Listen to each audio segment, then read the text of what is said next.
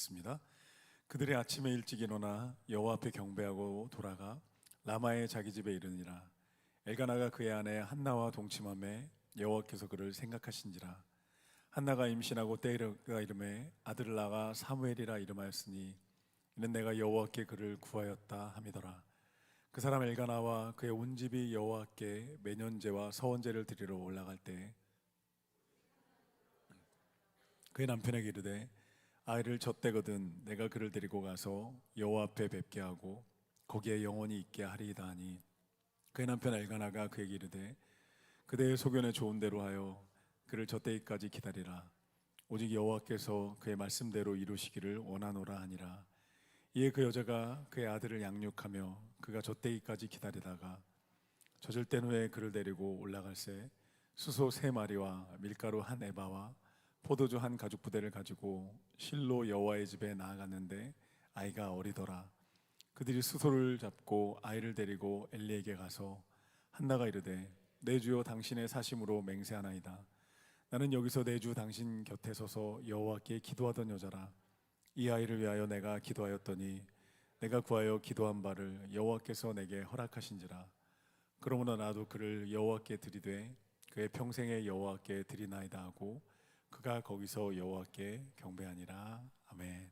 두 번째 시간, 눈물의 기도로 시대를 깨우다, 이런 제목으로 하나님 말씀 함께 나눌게요.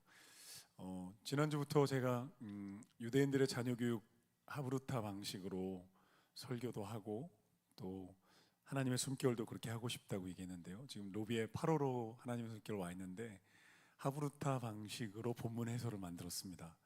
그래서 본문의 줄거리와 이 본문에서 하나님에 대해 무엇을 배울 수 있는가, 그리고 그 하나님을 아는 나는 일상에서 어떻게 살아야 하는가, 그리고 십자가, 우리 이제 그리스도이니까 유대인들의 그 하브루타에 십자가를 넣어야 되는 거죠. 십자가의 구원을 상징하는 것은 무엇인가, 이렇게 해설을 만들어 왔습니다. 첫 시도였고요. 이번 달 함께 묵상하면서 더 깊어졌으면 좋겠어요. 이 방식으로 조금 설교도 하고 하나님의 숨결도 하면서 우리 교인들 모두가 성경을 보는 안목이 이것으로 형성됐으면 좋겠어요. 성경을 볼 때 하나님에 대해 뭘 배울 수 있을까? 하나님은 어떤 분이실까를 먼저 질문하며 들어가는 습관을 우리가 다 장착하면 좋겠다, 이런 생각을 합니다. 보통 이제 보면 인물을 많이 보게 되고 줄거리나 또 나에게 무슨 의미가 있을까를 보게 되잖아요. 근데 우리가 이 본문에서 하나님은 어떤 분일까? 이것을 첫 번째 질문으로 들어가서 성경을 우리가 묵상한다면 하나님에 대한 지식이 우리의 신앙과 믿음을 만들어내고 우리 삶을 성장시키고 회복하고 치유하게 됩니다. 함께 도전해 주시면 좋겠고, 우리 하나님의 숨결 8호를 통해서 함께 그렇게 성경을 보는 안목을 성장해 갔으면 좋겠습니다. 자녀가 없던 한나의 이야기로 사무엘서가 시작이 돼요. 이제 역사적 배경으로 보면 사사 시대라는 영적인 암흑기, 모세 여호수아 다음에 이제 걸출한 전국적인 지도자가 없는 시대가 된 거예요. 가나안 땅에 정착해서 굉장한 영적인 암흑기였고, 이제 지역적으로 한 400년 동안 막 돌아가면서 영웅 같은 지도자들이 나와요. 이제 우리가 아는 유명한 삼손, 기드온, 드보라, 이런 이제 지도자들이 전국적인 지도자라기보다는 이제 지역적으로 일어나서 민족을 구원했다가 사라지고, 이제 이런 일들이 반복이 되면서 이제 이스라엘은 깊은 영적인 어둠에 빠집니다. 우상 숭배에 빠지게 돼요. 그런 가운데 이 사사 시대를 종결짓고 새로운 왕정 시대, 특별히 다윗의 시대를 열었던 중간다리 역할을 했던 인물이 사무엘입니다. 그 사무엘이 사무엘 상하를 기록했고, 또 그 사무엘 상하를 통해서 다윗의 시대를 열어가는 중간 다리 역할을 했던 굉장히 위대한 인물입니다. 영적인 암흑기의 문을 닫고 새 시대를 열었던 인물인 거예요. 사랑스러운 우리 교회 다음 세대 가운데 새로운 시대를 여는, 어떤 지역, 어떤 장소, 어떤 영역이든 옛 시대의 문을 닫고 새로운 시대를 여는 하나님의 사람들이, 리더들이 일어나게 될 것을 예수님의 이름으로 선포합니다. 지난 금토일 우리 청년들이 수련회 다녀왔고요. 이번 주 지나서 다음 주 이제 토일, 또 토일 월, 이렇게 유치부, 초등부, 청소년부가 캠프를 가게 됩니다. 여러분 기도해 주시고 하나님 인격적으로 만나고 말씀 안에 성장하기를 간절히 소망합니다. 한나가 이제 이 사무엘이 이제 어떻게 태어났는지에 대한 이제 탄생 이야기가 1장에 쭉 진행이 되는 거예요. 어떻게 태어났느냐? 한나라는 한 여인이 임신을 못하는 거예요. 당시에 임신을 못해야 하는 것은 굉장히 저주받은 것이라고 여겨졌던 문화였어요. 한나가 정말 눈물로 통곡하며 하나님께 기도합니다. 얼마나 서러웠을까, 얼마나 외롭고 얼마나 고달팠을까. 그것을 가지고 정말 인간적인 모든 수단과 방법을 내려놓고 정말 생명의 주관자신 하나님 앞에 자신의 정말 고통스러운 심정을 다 쏟아내며 기도합니다. 시편 56편 8절에 보면 다윗이 이렇게 고백해요. 나의 유리함을 주께서 계수하셨사오니 나의 눈물을 주의 병에 담으소서. 이것이 주의 책에 기록되지 아니하였나이까. 다윗이 얼마나 눈물을 흘리며 기도했냐면 주님의 그 병에 자신의 눈물이 담긴다, 이렇게 얘기했던 거예요. 근데 한나가 이제 지난주 본문에 보면 정말 눈물로 통곡하며 기도했고, 그리고 엘리제사장이 평안하라는 그 말씀, 예언의 음성을 듣고 이제 집으로 돌아와 하나님의 평안을 누리기 시작합니다. 그리고 오늘 이제 19절에 이제 본문이 시작됩니다. 하나님이 한나 엘가나가 그의 아내 한나와 동침함에 여호와께서 그를 한나를 생각하셨다, 이렇게 오늘 본문이 시작됩니다. 여러분, 하나님은 우리의 고통과 눈물을 기억하고 생각하시는 분입니다. 굉장히 흥미로운 메시지가 이 안에 숨겨져 있는데요. 여기 생각하셨다라는 히브리어 원어가 자카르라고 하는데, 이거는 생각만 하고 기억만 하는 머릿속으로 끝나는 것이 아니라 기억하고 행동했다라는 단어입니다. 그러니까 한국말로 생각했다는 걸로는 부족한 거죠.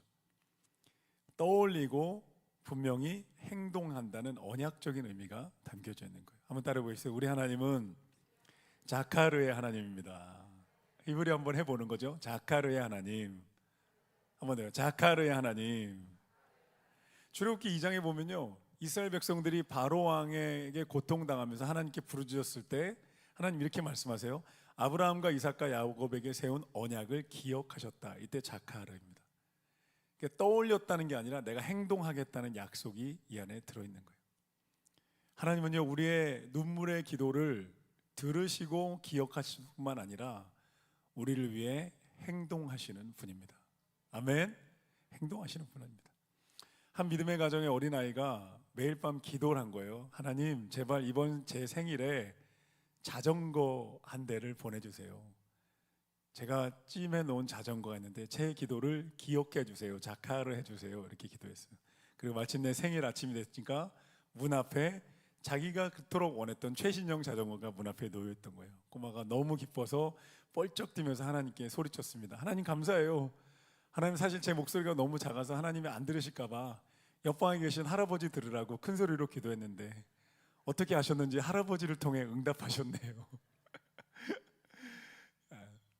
성도 여러분, 우리 하나님은 할아버지를 통해서라도 행동하시는 분인 줄로 믿습니다. 하나님 보통 사람을 통해 일하시죠. 초자연적인 문이 열리기도 하지만 또 사람을 통해서 예기치 못했던, 또 생각지 못했던 만남을 이루시는 분입니다. 하나님이 이 자카르의 하나님이라는 사실 우리가 알면 우리 내면에 흔들리지 않는 안정감을 우리가 가질 수 있게 됩니다. 아, 그렇지, 우리 하나님은 자카르의 하나님이지, 하나님은 기억하실 뿐만 아니라 행동하시는 분이지 라는 믿음이 우리 안에 생겨나게 돼요. 때로 그럴 때 있잖아요. 기도의 시간이 길어지면 하나님 나를 잊으신 게 아닐까, 고아의 영이 우리 안에 쓱 찾아옵니다. 버림받은 건 아닐까? 다른 사람들은 다 응답받는 것 같은데 나에게는 왜 응답이 없는 걸까? 이런 마음을 가지게 될 때가 있죠. 그런데 우리가 이 말씀을 통해서 자카르의 하나님, 기억하실 뿐만 아니라 반드시 행동하신 하나님, 필요하다면 할머니, 할아버지, 사촌, 제가 개척교회를 할 때요, 지난 어제 오후에 제 후배 목사가 한 명 찾아온 거예요. 선배님 얘기를 좀 나누고 싶다고 왔는데, 개척교회 한 지 2년 됐는데 그 개척교회 상황이 제가 개척했던 상황이랑 너무 비슷한 거예요. 대학 용산에 가서 청년들 몇 명과 함께 모이기 시작했고 재정적으로는 어렵고 양쪽의 부모님도 어렵고 사모는 뭐 청년 시절을 지나서 사모 경험 해본 적 없이 그냥 개척교회 함께 하게 됐고, 청년들은 속썩이고 막 이런 시간에 2년 되면서 사모랑 자기랑 다 탈진했다는 거예요. 탈진해도 쭉 했는데 너무 비슷한 거예요. 막 그 상황이. 제 경험들을 쭉 얘기하면서 내가 해보니까 이런 부분을 놓치면 안 될 것 같다. 근데 지금 똑같이 놓치고 있다. 가장 중요한 건 거창한 선교 운동이나 거창한 뭐 예언 운동이나 내적 예언 사역이나 내적 주의에 굉장히 기름 부심이 있는 친구거든요. 근데 그거 말고 진짜 한 영혼을 붙들고 말씀으로 제자 훈련하는 사역을 해야 된다. 그래서 눈물로 기도하는 가운데 그 한 명이 예수님의 제자로 서서 나의 동역자가 될 때까지 씨를 뿌리는 것으로 가야 한다. 이런 기본들. 그리고 또 하나는 주변에 기도 부탁과 후원 부탁의 편지를 돌려라. 하나님은 누굴 통해 일하실지 모른다. 제 경험을 얘기해 줬어요. 제가 개척교회 하는데 제가 어느 날 기도하면서 하나님, 저하고 사모가 개척교회니까 우리 일할게요. 얼마든지 일할 수 있습니다. 저 부끄럽지 않습니다. 일하면서 교회 이끌 수 있습니다. 기도하는데 어느 날 하나님이 저에게 나 너 일 안 시킬 거고 기도 시킬 거다 이렇게 말씀하셨어요. 그래서 저하고 사모가 아침마다 9시부터 12시까지 거실에서 계속 기도하고 예배해 드렸어요. 근데 정말 신기하게 하나님이 어릴 적에 정말 그냥 몇 번 만나서 친하지도 않은 광주에 있는 사촌 누나가 100만 원을 갑자기 보내오고 200만 원을 보내오고, 예전 교회 권사님 몇 분이 모여들이 우리가 목사님 후원하기로 했어요. 매달 10만 원씩 내서 40만 원을 매달 보낼게요. 갑자기 연락이 오는 거예요. 하나님이 하나님 이렇게 일하시더라. 기도하면서 우리가 선한 뜻을 제가 보니까 교회 성도님들이 보니까 이렇게 얘기를 해준 거예요. 후배 목사한테. 우리 교회 한국교회 성도님들이 개척교회 목회자랑 선교사님들을 정말 아끼고 긍휼히 여기는 마음이 되게 크다. 기도하면 하나님이 후원하고 도우실 거다. 이렇게 제가 권면하고 격려했어요. 근데 사모랑 둘 다 완전 탈진돼 있는 거예요. 제가 나도 돕고 싶다 이렇게 말했어요. 여러분, 하나님은 잊으신 것 아닙니다. 할렐루야. 잊으시지 않습니다. 어떻게 하나님이 이사야 54장에 보면요, 여인은 그 태에서 난 자식을 잊을지라도 나는 너희를 잊지 않는다. 하나님이 자기 아들 십자가에 내어주기까지 사랑하신 우리를 어떻게 잊으시겠어요? 잊지 않으십니다. 시간이 지연되는 거예요. 이 믿음이 있어야 되는 거예요. 이 믿음이, 하나님이 이 시간이 지연될지라도 반드시 기억하고 행동하시는 자카르의 하나님이다. 할렐루야. 그 믿음이 내 안에 있을 때 내가 요동하죠. 흔들리고 요동했을지라도 다시 오늘 밤에 우리가 이 본문에 나타난 자카르의 하나님을 내 마음에 받아들이면서 다시 믿음의 반석 위에 안정감과 평안 가운데 다시 들어갈 수 있게 되기를 예수님의 이름으로 축복합니다. 요셉의 감옥 생활을 떠올려 보십시오. 17살에 팔려서 13년을 감옥 생활했잖아요. 13개월이 아니라 13년을 감옥에서 노예로 억울한 시간을 보냈는데, 아마도 모든 이 성경학자들이 다 추측하는 것은 그는 이삭이 그리고 야곱이 아브라함이 만났던 하나님에 대한 이야기를 어릴 때부터 다 듣고 자랐을 거다는 거예요. 요셉 안에 그런 믿음이 있었을 거라는 거예요. 하나님이 때가 되면, 우리 증조 할아버지가 맞죠? 할아버지? 증조 할아버지 아브라함이 75세 약속받았는데 100세 이삭 우리 할아버지를 낳았다는 이야기를 듣고 자랐겠죠. 요셉이 그 시간들 가운데 그 안에 그런 자카르의 하나님에 대한 믿음이 있는 거예요. 하나님의 때가 있는 거구나. 난 여기서 하나님을 경외하고 믿음으로 기다리고 견뎌야 되는 거구나. 할렐루야. 이게 요셉의 믿음이었다고요. 요셉이 그 시간을 견딥니다. 여러분, 하나님의 침묵은 거절이 아니라 하나님의 시간표를 향해 가고 있는 행진하는 중입니다. 하나님이 일하고 계시고 반드시 소망 중에 응답되는 하나님의 때가 오게 될 줄로 믿습니다. 때가 됐습니다. 하나님의 시간표가 땡치면서 19절에 보면 한나를 생각하셨고 20절에 보면 한나가 임신하게 됩니다. 얼마나 좋았을까요, 여러분? 얼마나 서러움의 시간이 끝나는 날이잖아요. 임신해요. 한나가 딱 그 임신 테스트기에 2줄이 딱 떴을 때, 그 당시에 테스트기가 있었을지 모르겠지만 그거 붙잡고 남편하고 엘간하고 붙잡고 막 얼마나 기뻐 뛰면서 얼마나 춤추며 노래했을까요? 한나가요. 여러분, 이 장면, 한나를 임신하게 한 이 장면에서 우리가 두 가지 너무너무 깊이 있는 영적인 메시지를 묵상하게 됩니다. 첫째로, 하나님은 생명을 주관하시는 분입니다. 생명의 문을 여시는 분도 하나님이고 생명의 문을 닫으시는 분도 하나님이시고 우리에게 생명을 주고 이 땅에 보내신 분도 하나님이고 때가 되면 다시 부르시는 분도 하나님입니다. 할렐루야. 생명의 주관자 하나님입니다. 두 번째는 하나님은 시즌을 바꾸시는 분이라는 거예요. 하나님 시즌을 바꾸는 분이에요. 겨울이 영원할 것 같은데 봄이 옵니다. 한나가요, 눈물로 서러웠던 그 시간이 끝나는 거예요. 시즌이 완전히 바뀌는 거예요. 눈물의 시간은 어제로 간 거예요. 오늘부터는 내가 잉태한 여인이라는 이야기를 들으면서 어디를 가도 기죽지 않는 기쁨의 시간으로 바뀌게 됩니다. 할렐루야. 여러분, 우리의 시즌을 바꾸시는 하나님을 신뢰하고 예배하는 저 여러분 되기를 간절히 소망합니다. 시편 30편 11절에 보면 주께서 나의 슬픔이 변하여 춤이 되게 하셨고 나의 베옷을 벗기고 기쁨으로 띠띠우셨나이다, 이렇게 말씀합니다. 생물학적 한계 속에 한나의 태는 닫혀 있었지만 하나님이 생명의 문을 여셨던 거예요. 소망이 없는 것 같은 시간이었어요. 끝난 것 같은 시간이었어요. 어제까지는 눈물이었어요. 어제까지 통곡하며 울었는데 오늘 딱 두 줄이 뜨는 순간에 오늘부터는 기쁨인 거예요. 시즌이 완전히 바뀌게 된 거예요. 아프리카의 선교사였던 데이비드 리빙스턴이 사자에게 물려서 한쪽 팔을 쓸 수 없게 된 거예요. 그리고 아내는 풍토병으로 세상을 떠났어요. 말라리아에 걸리고 원주민들이 끊임없이 공격하면서 그의 선교가 절망으로 끝날 것처럼 보였어요. 그런데 그날 밤에 데이비드 리빙스턴이 그의 일기에 이렇게 적었습니다. 나의 구주는 결코 나를 홀로 두지 않으신다. 그분은 나의 어두운 밤을 새벽빛으로 바꾸시는 주님이시다. 하나님은 마침내 데이비드 리빙스턴의 눈물의 기도를 통하여 아프리카 대륙 전체의 영적 기류를 바꿔 놓으셨어요. 한나의 하나님, 데이비드 리빙스턴의 하나님이 오늘 우리의 하나님이신 줄로 믿습니다. 경외함이 일어나는 거예요. 생명을 주관하신 하나님이라는 것을 우리가 묵상할 때 우리 안에 경외함이 일어날 뿐만 아니라 안정감과 평안도 우리에게 임하게 됩니다. 두 번째로 하나님은 시즌을 바꾸시는 분입니다. 사무엘의 잉태는요, 한나의 인생을 완전히 바꿔놓은 거예요. 상상할 수 없는 순간이 여러분 오게 된 거죠. 저주받은 여인이라는 오명을 입었고 눈물과 통고로 기도하던 한나가 이제는요, 축복받은 여인, 그리고 감사의 제사를 드리는 여인으로 바뀌어요. 그리고 그 잉태된 아들이 엄청난 새로운 구속사의 시대를 열어갈 인물이라는 걸 한나는 아직 몰랐겠죠. 그런데 한나가 사무엘이 자라면서 선지자로 쓰임받는 것을 보면서 한나의 인생은 또 한 번 도약하게 되는 거예요. 내 아들이 하나님께 쓰임받는 새로운 시대를 열었다라는 거예요. 여러분, 하나님이 개입하시면 눈물의 시즌이 기쁨의 시즌으로, 절망의 시즌이 영광의 시즌으로 바뀌게 될 줄로 믿습니다. 그래서 한나에게 하나님이 눈물로 통곡하며 기도하게 하신 거예요. 이 눈물로 통곡하며 기도하는 시즌에 우리는 몰라요.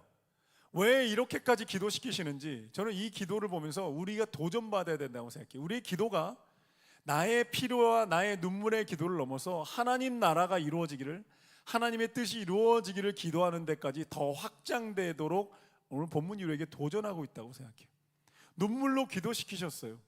이 아들을 달라고. 그리고 어떻게 서원했냐면 앞에 11절에 보면 이 아들을 하나님께 드리겠다고 한나가 서원하며 기도해요. 몰랐어요. 아직 무슨 일을 이루실지, 어떤 일이 벌어질지 전혀 모르는 상태에서 눈물의 시간에 기도를 하나님이 시키신 거예요. 여러분, 하나님이 기도시키시는 거예요. 어려움이 왔을 때 이 어려움에 주저앉지 않고 하나님이 기도의 자리로 나오라고 하시는 거예요. 기도시키시는 이유가 있는 거예요. 할렐루야. 하나님의 목적이 있어요. 우리가 몰라요. 모르는데 기도시킬 때 기도해야 돼요. 여러분, 눈물로 기도해야 되고요, 무릎 꿇고 기도해야 되고 목숨 걸고 기도해야 돼요. 그러면 하나님이 내가 전혀 너는 내게 부르지라 내가 너에게 응답하겠고 너가 알지 못하는 크고 비밀한 일을 너에게 보이리라. 여러분, 기도의 뜨거움이 저 여러분 가운데 있게 되기를 간절히 소망합니다. 중보기도학교 4주 과정 지난주에 마쳤는데요, 중보기도 우리가 배우면서 그런 것을 나누는 거예요. 중보기도가 얼마나 고결한 기도인가, 얼마나 아름답고 사명자의 기도이냐면 그 시간 가운데 나와 내 필요를 위해 기도하지 않고 내 이웃과 하나님 나라를 구하는 기도라는 거예요. 이게 얼마나 고결한 기도인가. 그 기도로 들어가면 들어갈수록 내 영혼이 정화되고 내 영혼이 하나님의 마음을 깨달아 알게 되면서 그 기도자, 중보기도자들이 하나님을 닮아가는 축복을 누리는 거예요. 할렐루야. 그 기도가 얼마나 고결한 기도인가. 여러분, 우리의 기도가요, 하나님 나라와 영혼구원과 교회까지 확장돼야 할 줄로 믿습니다. 자녀의 잉태를 넘어서 새로운 시대를 열기 위해서 하나님이 기도시킨 거예요. 그 기도의 시간을 한나는 순종했고, 사실 순종은 아니죠. 그냥 죽을 것 같으니까 한 거예요. 때론 그런 기도를 통해 하나님 일하시는 거예요. 한나는 이 기도가 어떻게 쓰임받을지 모르고 당장 내가 너무 서럽고 너무 고통스럽고 너무 불안하고 두려우니까 하나님의 성전에 나와 술 취한 사람처럼 기도했는데, 하나님 그 기도를 통해 여러분 일하셨고 놀란 일을 행하신 줄로 믿습니다. 하나님은 시즌을 주관하시는 분입니다. 여러분, 하나님이 바꾸지 못할 사람이 없고요, 하나님이 역전시키지 못할 상황이 없고요, 하나님이 변화시키지 못할 환경이 없는 줄로 믿습니다. 교회를 핍박하던 잔인한 박해자 사울이 불굴의 선교사 바울로 바뀌었어요. 십자가의 어둠이 부활의 영광으로 바뀌었어요. 너무너무 놀라운 하나님의 손길, 주님의 손길이 닿으면 어떤 깨어진 그릇도 영광스러운 도구로 변화되는 줄로 믿습니다. 고린도서 5장 11절에 누구든지 그리스도 안에 있으면 새로운 피조물이라 이전 것은 지나갔으니 보라 새 것이 되었도다. 할렐루야. 여러분, 십자가는 우리의 운명을 바꾼 최고의 사건이잖아요. 하나님이 행하신 인류 구속사 가운데 하나님이 행하신 가장 위대한 전환과 역전은 예수 그리스도의 십자가입니다.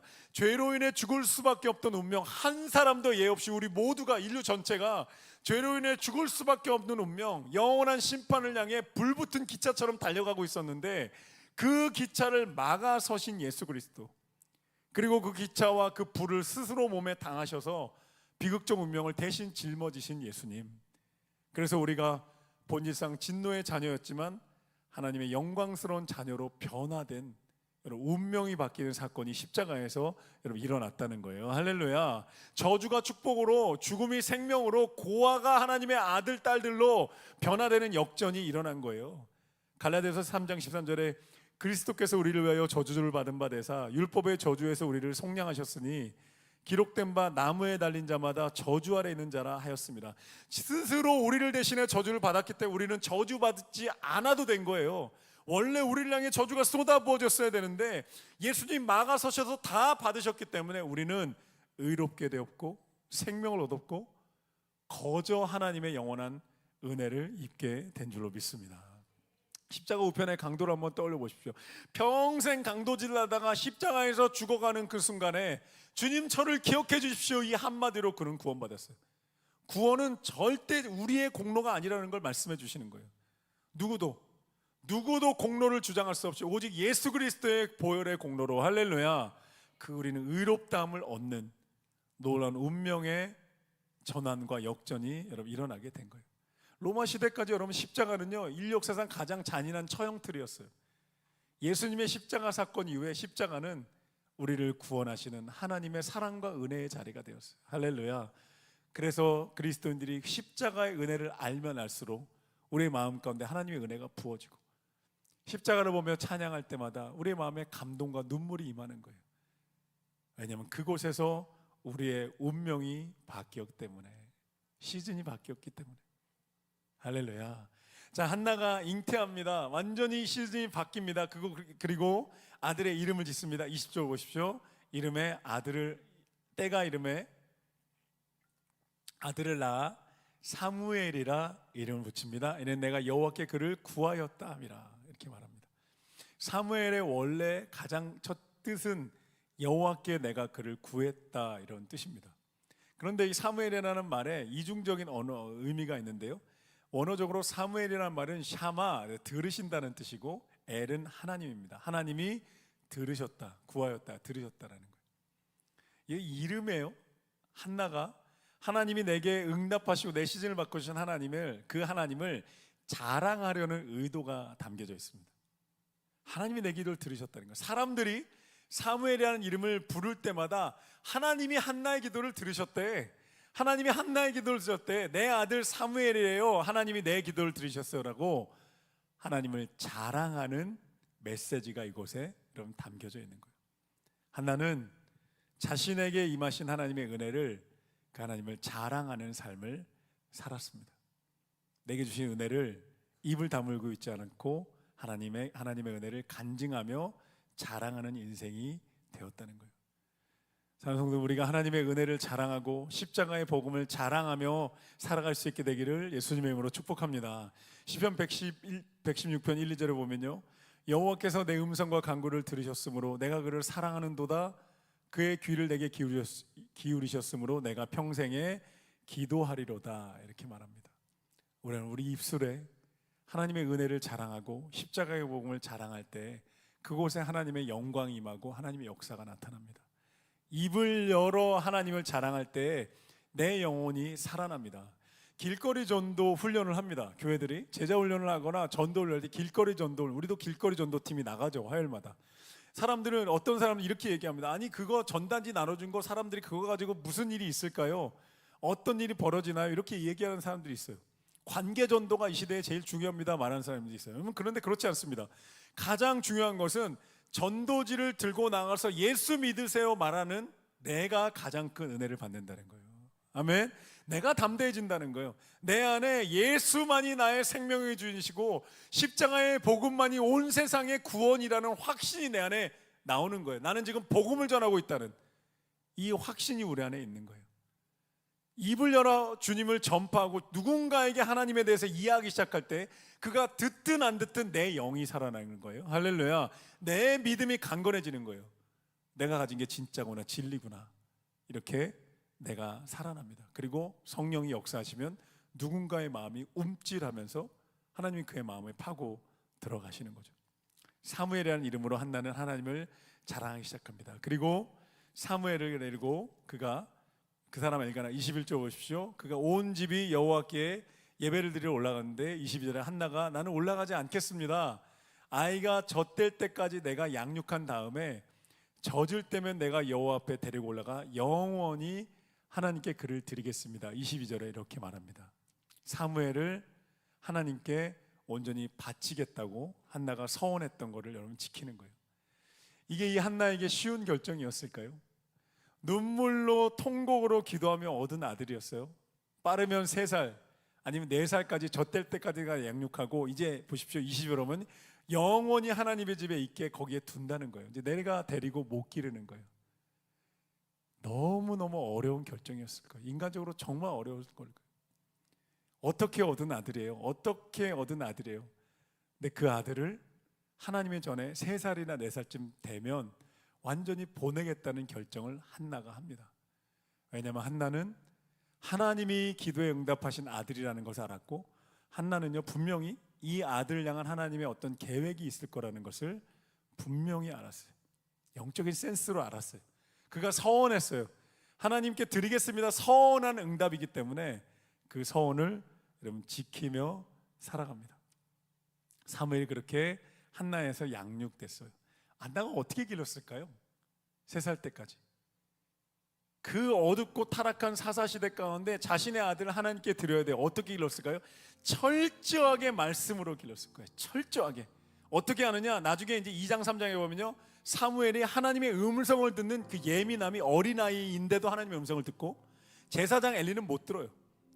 어린아이인데도 하나님의 음성을 듣습니다. 사무엘이 막 성전으로 달려갑니다. 왜요? 어린아이 때부터 이 한나가요, 내 아들을 저 성전에 보냈는데 저기에는 타락한 제사장 엘리가 있고 그 엘리의 아들들 홈니와 비느하스, 타락한 제사장의 아들들이 있는 이 성전이에요. 시대는 사사시대, 너무 어두워요. 오늘 우리하고 너무 똑같죠. 우리 자녀들이 살아갈 시대하고 너무 똑같은 거예요.